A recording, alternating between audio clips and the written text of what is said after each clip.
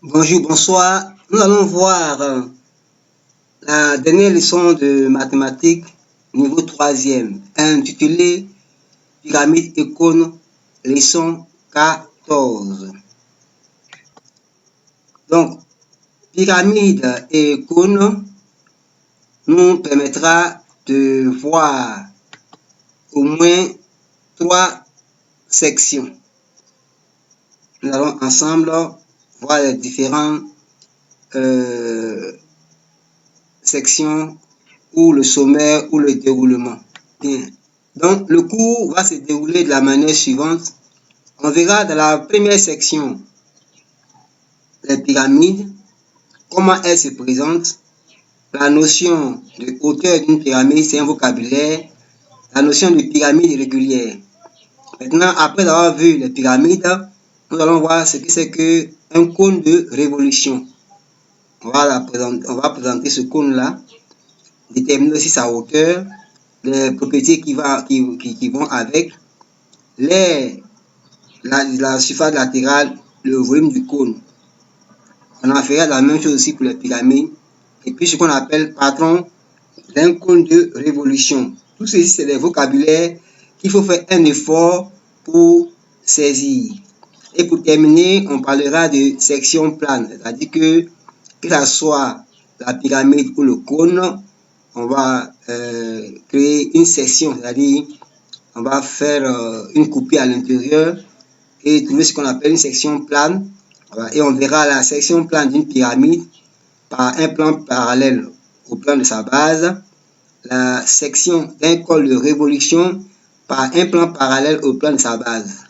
Voilà, donc les deux. Voilà, section plane pour la pyramide, section plane pour le cône. Et déterminer ce qu'on appelle l'angle de réduction ou bien propriété de réduction. C'est-à-dire lorsqu'on fait un schéma, quel est le ratio ou le coefficient. Il y a un chiffre K ou alpha qui peut permettre de réduire voilà, le plan. Donc tout ceci, on verra, sera dans le cours. Vous êtes prêts? On y va? Go! Nous allons partir de la situation d'apprentissage suivante pour voir comment est-ce que les notions de pyramide et de cône peuvent nous aider dans la vie pratique, dans la vie de tous les jours. Bien, pour la fête de fin d'année scolaire, le proviseur d'un lycée envoie sa secrétaire passer une commande de 100 boîtes d'emballage. Donc, 100 boîtes d'emballage, voilà, de cadeaux, voilà, chez un marchand est commandé. Donc, ici, c'est 100 boîtes d'emballage. Voilà, emballage. Bien. Maintenant, le marchand propose à la secrétaire deux types de boîtes d'emballage. Vous voyez ici deux types de boîtes d'emballage qui ont les formes représentées par les figures ci-dessous. On verra ces figures-là.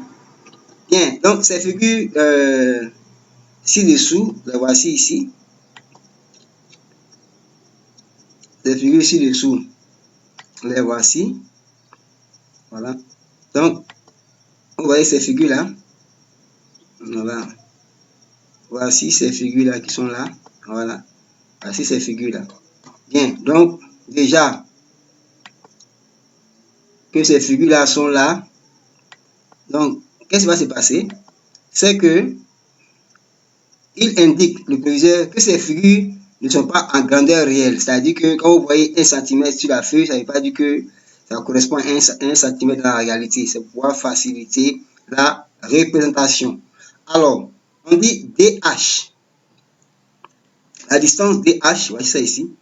La distance DH, voilà, est égale à quoi? À la distance SO. Ouais, déjà. Ce qui veut dire qu'il faut un vocabulaire pour savoir ce que c'est DH et puis SO. Ensuite, on dit la distance AH, voilà, AH hein, est égale aussi à la distance OM. Vous avez vu, donc il faut un vocabulaire pour cela. Et puis la distance SM, voilà, est égale aussi à la distance DB. Vous avez, ça veut dire qu'il y a trois notions, trois vocabulaires que nous devons connaître concernant même ces deux figures. Donc le mètre carré à utiliser pour fabriquer ces boîtes d'emballage. Alors, qu'est-ce qui va se passer?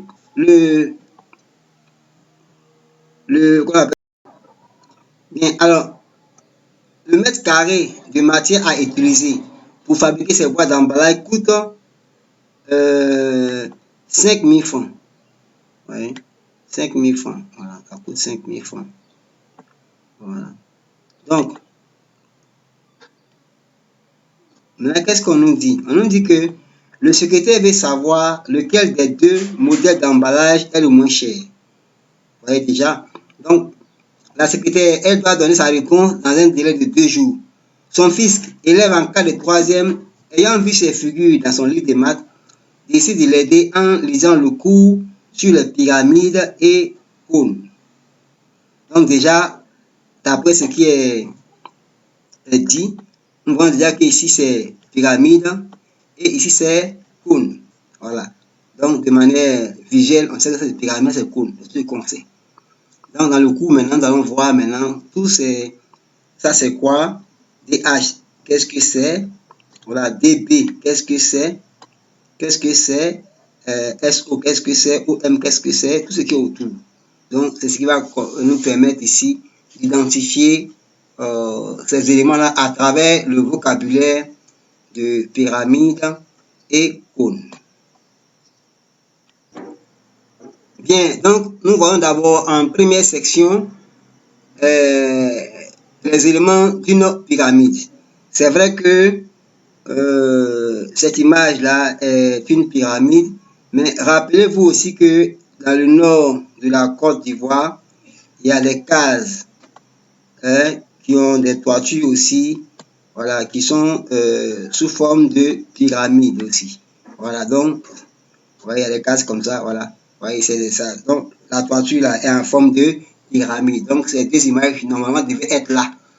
Mais comme on est au fin fond de la Côte d'Ivoire, sûrement que ça n'a pas attiré l'attention des concepteurs.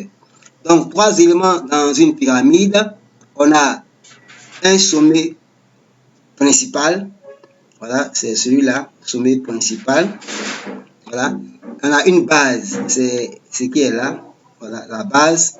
Et maintenant, les différentes faces qui sont là sont appelées faces latérales. Donc, une pyramide contient un sommet principal, une base et les faces latérales. Voilà, ce qui est derrière, on n'arrive pas à voir, donc on ne peut pas mettre une croix. Alors, comment nommer une pyramide? Pour nommer une pyramide, on commence toujours par le sommet principal. Donc, ici, on dit le solide SABCD représenté ici comme est une pyramide. Donc, S, voilà, là c'est le sommet. Mais en réalité, il y a plusieurs sommets. C'est quand on parle du sommet principal, c'est lui qui est le sommet principal. Et de lui, maintenant, part des longueurs qu'on appelle des arêtes. Voilà, ça c'est longueur que vous voyez, c'est les arêtes, comme les arêtes du poisson. Et par la suite, le triangle ou les triangles qui se présentent sont appelés des faces latérales. Et maintenant, la figure qui est totalement en bas est appelée base. Donc, base, face latérale, artère et sommet. Pourquoi est-ce qu'on parle de base? On parle de base parce que la figure peut prendre différentes formes. Et nous sommes dans l'obligation de maîtriser le calcul des périmètres, le calcul de la surface et du volume de cette figure-là. Ce qu'on a déjà vu dans les autres classes pour nous aider à avancer dans la compréhension. Maintenant, comme dans toute chose, il y a des particularités, voilà, des choses qui sont un peu, qui se distinguent plus ou moins. Alors, pour ne pas trop généraliser, on va vous donner ici des exemples de pyramides. Voilà, on dit pyramide particulière. Voilà. Donc, il faut maîtriser le nom, le solide et puis la base. Ça nous permet de déterminer quel type de pyramide c'est. Donc, quand on vous dit un tétrahèdre, voici comment ça se présente. Et la base est un triangle équilatéral. Vous avez vu, dans l'exemple là-bas, la base n'est pas un triangle équilatéral. Voilà. Ici, c'est une pyramide en carré, c'est-à-dire que la base est un carré. Ici, c'est une pyramide pentagonale. Voilà, la base est un pentagone régulier. Quand on dit pentagone, ça veut dire que c'est une figure qui a 5 côtés. Donc, nous retenons ces trois pyramides particulières-là. Tétrahèdre, base équilatérale, pyramide carrée, base carrée, et puis pyramide pentagonale, base, un pentagone régulier. Bien, pour ne pas paraître trop sûr de soi, vous avez devant vous les solides suivants. Donc, indiquez ceux qui sont des pyramides. Je ne vais pas donner la solution. Vous devez m'envoyer par SMS, voilà, ou par mail pour ceux qui sont plus avancés sur l'ordinateur. Voilà, exercice de fixation sur les pyramides. Vous mettez exercice de fixation numéro 1. Voilà, sur pyramide. Donc, vous mettez réponse numéro 1. Voilà, exercice de fixation numéro 1, pyramide. Voilà. Pyramide et cône. Donc, vous mettez donc, vous écrivez exercice numéro 1, pyramide, parce qu'il y a beaucoup d'exercices. Pyramide, pyramide. Voilà. Voilà. Pyramide et cône. Voilà. Pyramide. Voilà.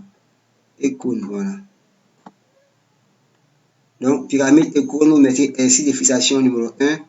Vous m'envoyez par SMS, voilà, pour voir si vous suivez et vous allez trouver. Donc, ici, dans la figure 1, figure 2, figure 3, figure 4, figure 5 et puis figure 6. Donc, vous indiquez le numéro